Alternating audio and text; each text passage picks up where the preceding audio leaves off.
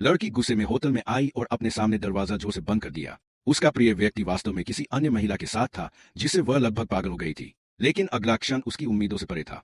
यद्यपि वह जिस आदमी से प्यार करता था वह अच्छे कपड़े पहने हुए था, फिर भी उसे दृढ़ विश्वास था कि कमरे में कोई अकथनीय रहस्य अवश्य होगा। मुझे कुछ भी समझ नहीं आ रहा है।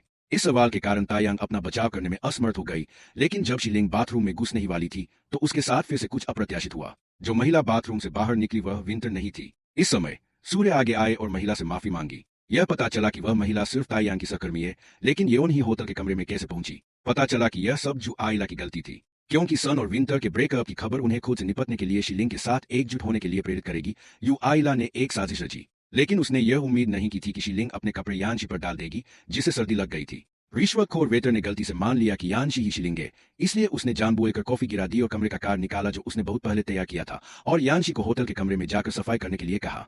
फिर काले जासूस ने एक होटल के अनुभव का नाटक किया और ताईयांग को कमरे में फुसलाया, जानबूझकर उन दोनों को एक ही कमरे में रहने दिया, ताकि शीलिंग को विश्वास हो जाए कि दोनों में अभी भी एक दूसरे के लिए भावनाएं है।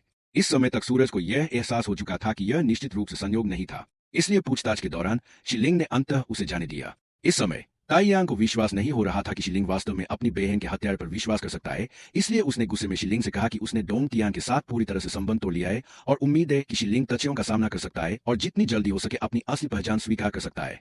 लेकिन सूरज के शब्द हृदय विदारक थे, जिससे सर्दी बहुत दुखी हो गई, लेकिन वह किसे दोष दे सकता था। दूसरी ओर जू आइला दयनीय स्थिति में थी।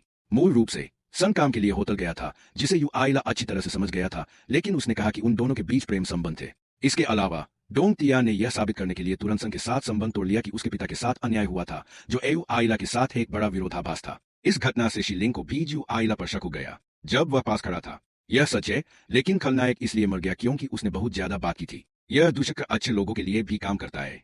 जैसा कि अपेक्षित था, यू एला, जो पहले से ही वर्तमान स्थिति को समझ चुकी थी, ने सुन की निंदा करना जारी रखा। शीलिन ने कहा कि वह सन पर विश्वास करता था, लेकिन उसकी आंखें पहले से ही भटक रही थीं। इसलिए यू एला, जो एक सांस लेने में सक्षम थी, ने अपनी शादी की तस्वीर को देखा और एक बार फिर घृणित मुस्कान दिखाई।